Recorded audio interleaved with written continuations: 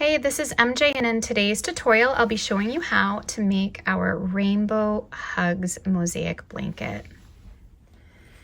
I've used Heatherly worsted weight yarn from WeCrochet, and they have provided me with this beautiful yarn for this blanket. It is so soft and the pastel colors are just beautiful. So I picked different shades to make a beautiful pastel rainbow. So I've used 6 colors plus white. So 1, 2, 3, 4, 5, 6, and then the white as my main color throughout. Now I have added in the pattern an option to make the blanket a little bit bigger, adding in a darker pink and a darker blue just to continue with this nice rainbow shade. But you could of course pick out any colors you would like for your blanket, and even making it in 2 colors would look beautiful as well. So this is an 80% acrylic and 20% merino wool. It is recommended that you hand wash and lay flat to dry. I will also offer on the blog and in the pattern some substitutes if you would prefer a 100% acrylic yarn, but I really love how soft and beautiful this has come out with the mix of merino. Now you will need to roll up your hank into a cake before working with it, and I will have a link in the description box for a video if you haven't done that before. It's really simple, and I also have a blog post that shows you some ways using 2 chairs that you can do it if you don't have a ball winder and Swift. So you will need 2 hook sizes for this pattern. I'm using a 4.5mm and a 5.5mm crochet hook. These are Capricorn streamline hooks from Furls Crochet, and I'll have the link in the description box. I will be using the smaller hook for the border, and the 5.5 will be used for the mosaic pattern.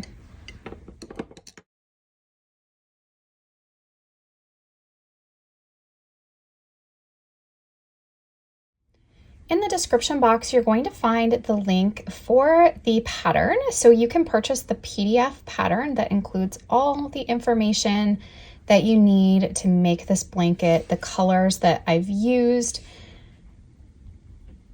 And I'm just going through here the pattern for you so you can kind of get an idea. 2 sizes are included, and I'm using the Inset Mosaic Crochet technique, which is a no tails technique. So we will have no tails to weave in with this pattern. So I give an explanation on that in the pattern, and I have done some different charts for you. We have the swatch chart here that I'm going to work through with you. Sometimes I find it easier to follow along with the smaller chart when I'm working the blanket. So when we're on the right side of the blanket, we're following this chart. We are working from the right to the left as we follow it, but I've also given you the chart here for our wrong side of the blanket. So we'll be now working right to or left to right as we read this chart. So that just breaks it down for you. And then here is the swatch that we're going to work through. And this is what I suggest you do before beginning your blanket. If you want to make sure that your gauge is on track, you can go ahead and do your gauge swatch, and this is the chart we'll do. And the pattern also includes the written directions, so you can follow along with the written pattern if you prefer, and you can reference also the chart as you work through it. So let's take a look at the Inset Mosaic technique if you are new to this. If not, just skip ahead to the part where I start the pattern. So for every row on the chart, you're going to crochet 2 rows in the same color. So let's take a look down here. So when we're working row 1, we're beginning here, we're working across in color A, and then for row 1A, we're working back in the same color. And doing that means that we can carry our yarn tails all up the right side of the blanket. So we're changing color here on row 2, but we're working row 2 across, and then we're working row 2A back across in the same color. So every row we're going to start and end with a single crochet stitch. So we're always working And you can see if you look up along here, we're alternating color. We're always going to work a single crochet in that first stitch and in the last stitch. So the entire row is worked in the color stated, so whether that's A or B. You will work a single crochet stitch in the row color, a box in a contrasting color. You do not change color. You will chain one and skip one stitch per box. So if we were working here row 2, we would work across, and then when we come to the contrasting color box, we don't change color, we just chain one and skip over that box and continue. Now when you come to one of the boxes marked with the X symbol, we're going to be doing a drop down double crochet, working 3 rows below. And I have this all stated here for you with our little chart symbols. So we'll be working 3 rows below when we're on the right side of the blanket. When we're on the wrong side of the blanket, we are working a single crochet in the boxes marked with an X. So the drop downs are only going to be on the right side of the blanket. The wrong side of the blanket, there is no drop downs. So it's either a single crochet or a chain one, skip a stitch per box. So now I've highlighted our repeat. So when we're working here, this is the repeat. It's a 6, the blanket is worked in a multiple of 6 plus 2. And we are repeating these 6 stitches as we work throughout. And then I've just shown you here as well, when we're working back across, it's these 6 stitches we're repeating, and then for our rows, we're repeating row 3 through 18 for the pattern.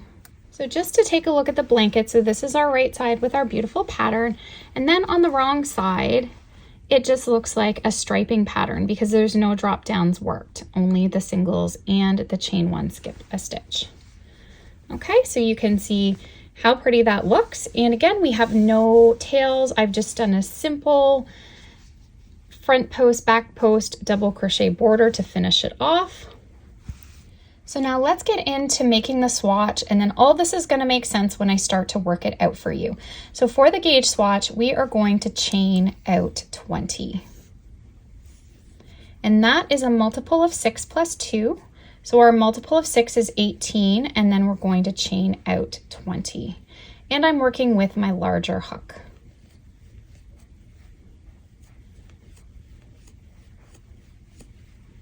So now for row 1, we're working single crochets all the way across, and we're going to have 19 stitches because we're working in the second chain from the hook.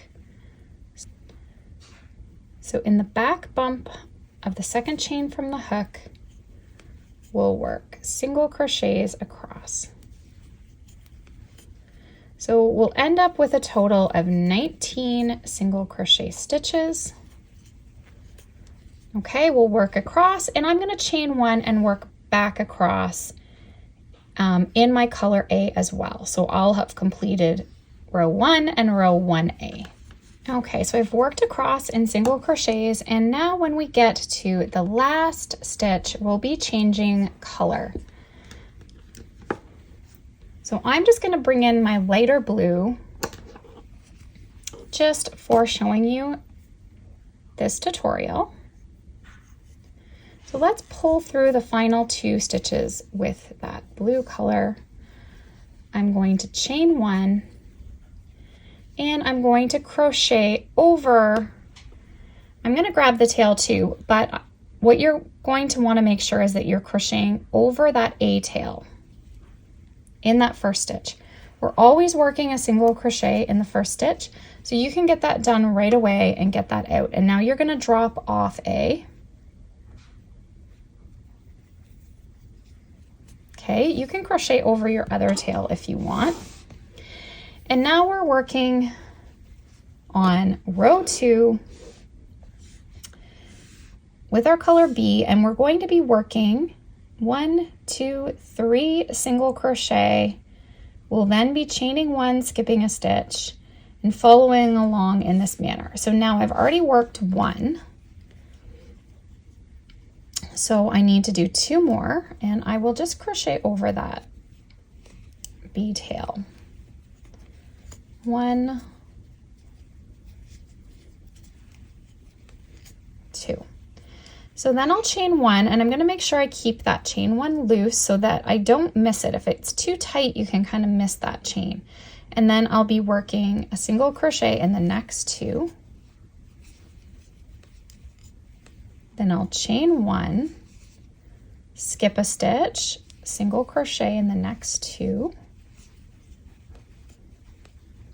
chain 1, skip a stitch, single crochet in the next 2,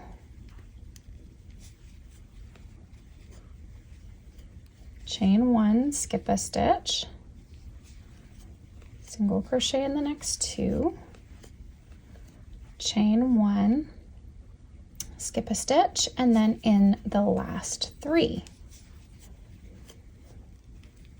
So now I followed that all the way along this chart, but as you can see, if you go and look at your smaller chart, our repeat is actually from 2 to 7. So it's a smaller section. If it's easier when you're working on the larger blanket, just follow along with the little chart. And sometimes it's nice to have a nice printed copy. You can line up another sheet of paper and you can kind of cover up as you work, and that just makes tracking a little bit easier. And then when you get to your 2A, you're following back in this direction. But I'm just going to go to the larger chart here and I'm going to follow back along.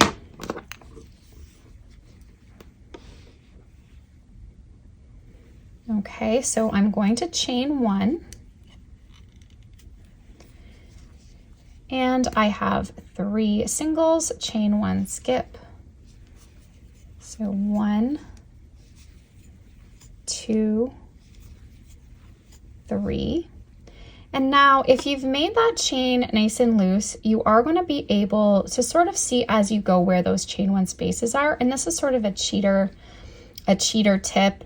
If you can follow along with where your chains are and where your stitches are, you can almost get away with not looking at the pattern for this row and just quickly working. So we're basically working into all those single crochet stitches. And we're chaining. And working back across.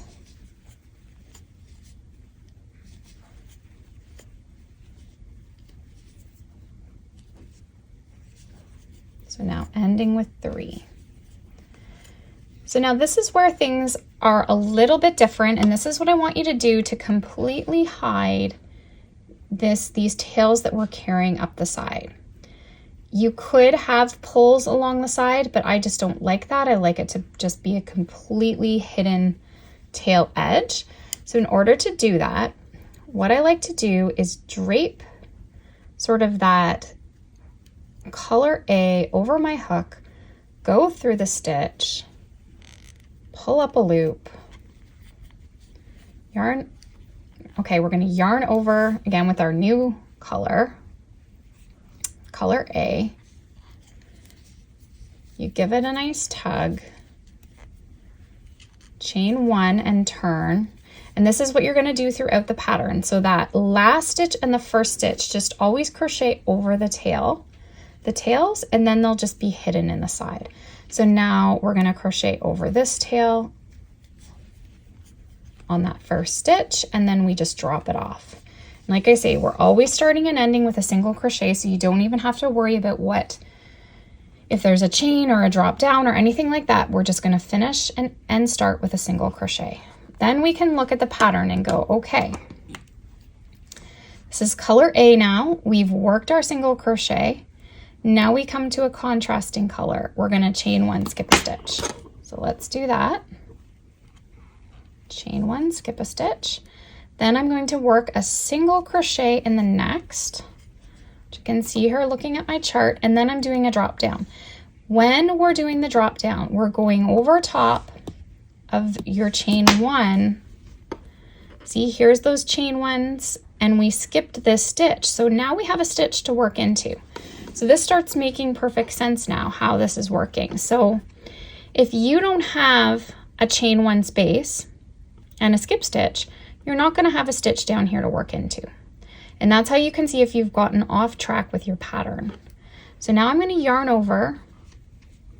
I'm going to come down, going from the front to the back, pushing up under that stitch, and we're working our double crochet. Okay, so you see that nice double crochet now right here. And then we're going to do another single, the next stitch, chain one, skip a stitch, and then you can see right here we're coming to those chain one spaces, and we have another stitch available to do a drop down. And right here we have a drop down.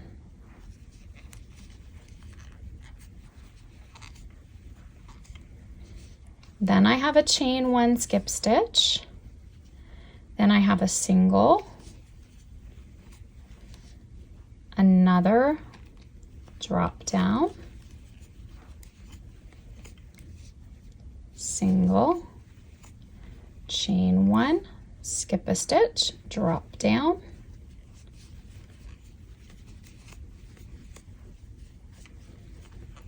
chain one,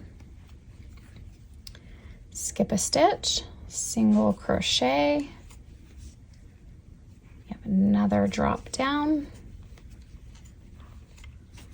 single crochet, chain one, skip stitch, and a single crochet in the last. Okay, so now this is how it's looking. We're now going to work 3A across. So when you look at 3A across and you see all the white boxes, whether they have an X or no X, we're doing a single crochet in all those white boxes.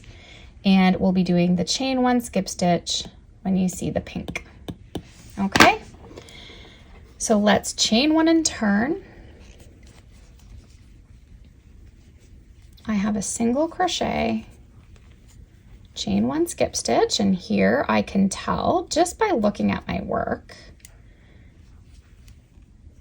And then one, here was the drop down, 2 and 3. Chain one, skip a stitch. I had a drop down here, we're single crocheting in that stitch, chain one, skip a stitch, 1, 2, 3, and you'll find that it is very repetitive and you will catch on fairly quickly to your pattern.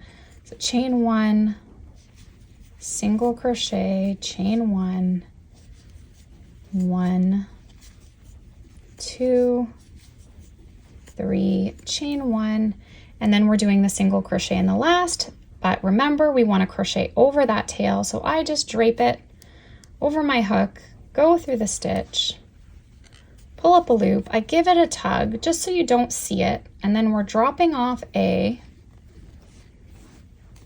okay, and then we're yarning over with B, whatever color we're using, give everything a tug, chain one, turn, and single crochet right over that tail right away. Get that out of the way. So this is what's going to happen. We're going to have this nice edge. We're not going to see any tails. We're going to have this nice edge over here, and this blanket is just going to get worked in this way. So 2 rows, each color, no tails to weave, but we're going to have this beautiful pattern that's going to look so nice. Okay, say we're going to have sort of a striping look on the back with our beautiful drop downs on the front. So let's work through row 4 together as well. So I've single crocheted already. Now I see I'm going to have the drop down, which again, if you look, there should be your chains and there should be the stitch available to work into. So yarn over, we're going down through the stitch, front to back, push your hook up, and then we're pulling up a loop, yarn over, pull through 2, pull through 2. And now I will chain 1 and skip a stitch because I have a white box next, then a single crochet, chain one, skip a stitch, and now I'm going to be doing a drop down, single drop down.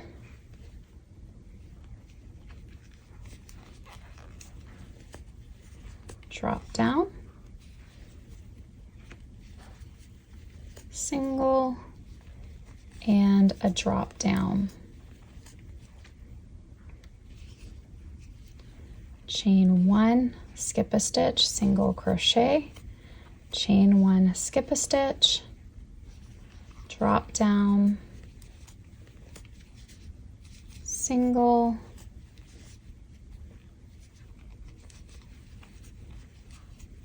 drop down, chain one, skip a stitch, single crochet, chain one,